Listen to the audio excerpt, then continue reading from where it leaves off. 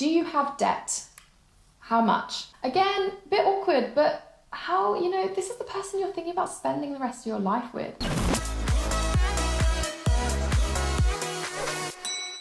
Hello and welcome back to my series about questions to ask before you enter into engagement with your special person.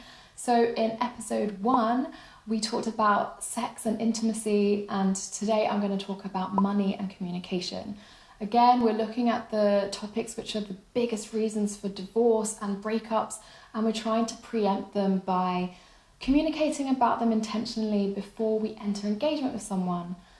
Again, the caveat is please do not interrogate your significant other. Bring up these questions in the right time, the right place, and when you're both ready to really listen to them, answer them, and to respond with clarity. And that might mean that you need some space or some time to think about them. So give your partner that respect, give yourself that space as well. And here's to just being really clear, because the Lord wants us to have amazing marriages. And so I'm really hoping that these questions can help you discern and be intentional with the person you are considering spending the rest of your life with. So on to money and communication. The first question is, and I know this is probably very obvious, what is your love language? So if you've not heard about love languages, they were an idea that was conceived by Gary Chapman, and there are 5 of them. So there are words of affirmation. So that might be, you really like to hear when people tell you, you've done a good job, thank you, or you look so beautiful today, or, these kind of things really matter to you, and that's probably the most important thing for you. Then there's acts of service. So it might be, your boyfriend taking your car to get the MOT done is like, thank you so much. Or him taking out the trash. Or, like your girlfriend cooking for you or something like this. And that really means a lot for you and it makes you feel loved. Then there's giving and receiving gifts. So some people love and thrive on gift giving, on being able to really think up a gift for that person, leaving you surprises around the house. That might be the way that you give love or that you receive love, and that's really lovely as well.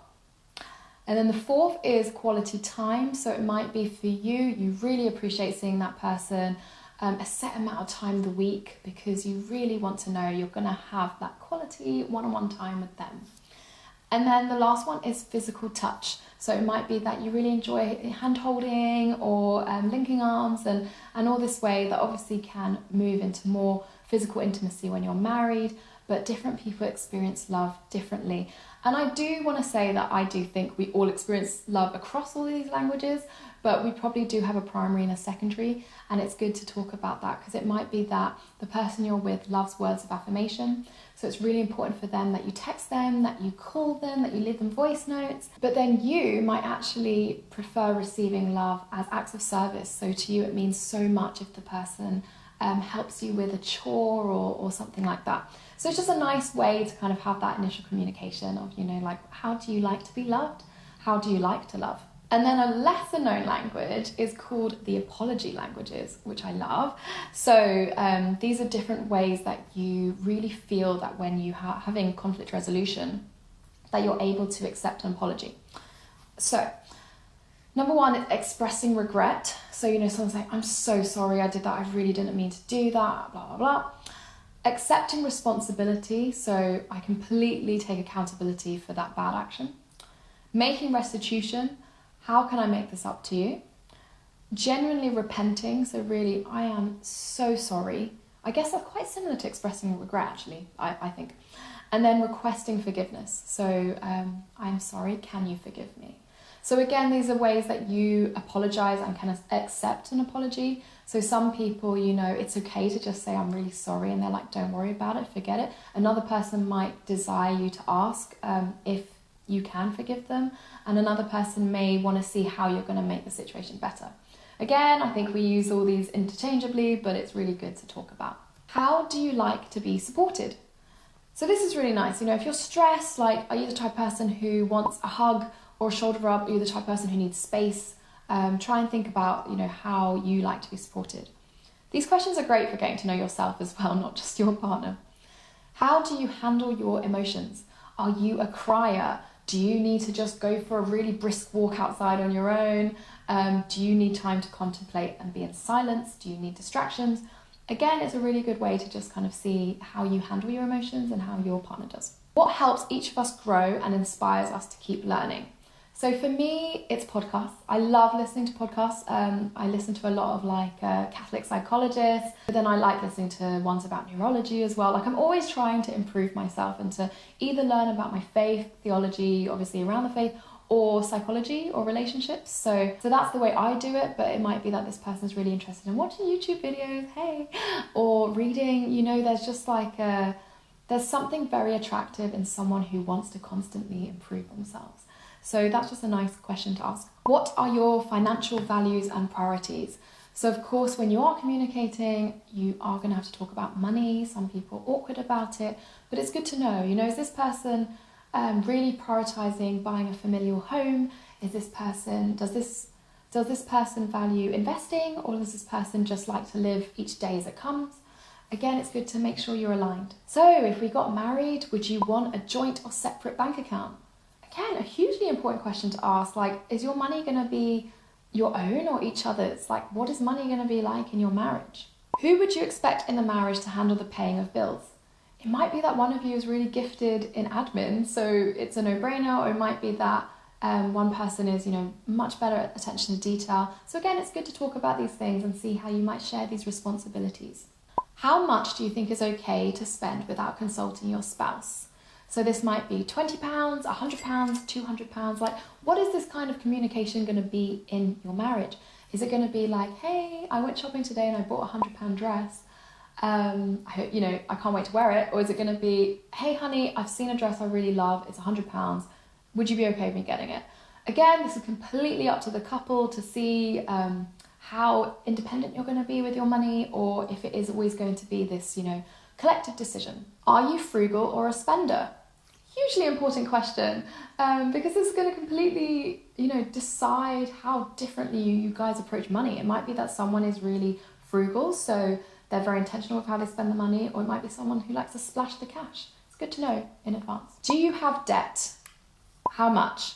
I know this is awkward talking about specific numbers, but if you're going to enter marriage with this person, you need to know what they might be bringing in or what you might be burdened with as a couple. So it's important to talk about these things, student debt and other things like this. Do you have savings?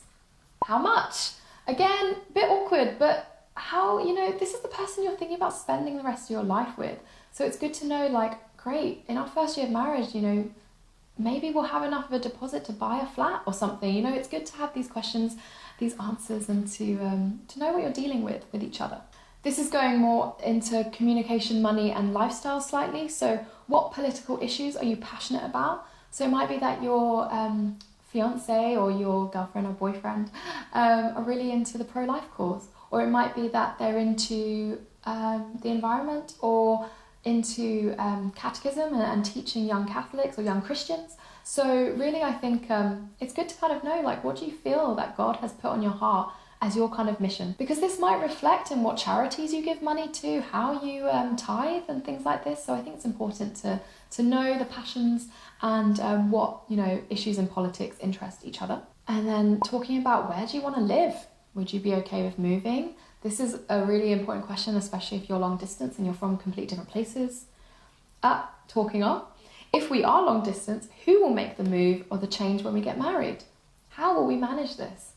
It's going to be a big change on one of the parties in a long distance relationship. So it's really good to have very long and thought out conversations about this. How are you planning to provide for your family? It's one thing living as a single person. It's another thing, providing for the children God blesses you with and your spouse. So again, a good question to ask. It might be that someone is freelance or only part-time, and you want to just find out, what is their plan? What is their plan when they enter into family life for real security, financial security? How are you hoping to educate your children? Are you going to put them into state school, private school, homeschool? Again, this is a question that's about communication, about, your desires for your children, but it's also about money. If you want to send them to a private school, a private Christian school, for example, that's going to cost more. How are you going to save for that? So, or if, one of the parties is going to homeschool, that means, one less salary income for the family. So it's really good to have these conversations up front. And then another one, again, communication. What are your health and eating habits? Do you have any preconceived dietary restrictions you want to bring into a future family? Like, these are all things that without communication, there can be a huge breakdown. Like, oh, I expected us to be vegetarian and you are 100% carnivore. You know, like, these are good questions to have up front. So I hope that these, and they're really not exhaustive, there's so many, but just encourage you to open up that communication about maybe the more awkward topics like money and how you see family life being in the future. And please keep tuned in for the next round in the series. I'm going to be talking about mismanaged expectations, as that's a huge source of conflict. So please stay signed up, subscribe to SALT, and I hope to see you soon. God bless. Bye.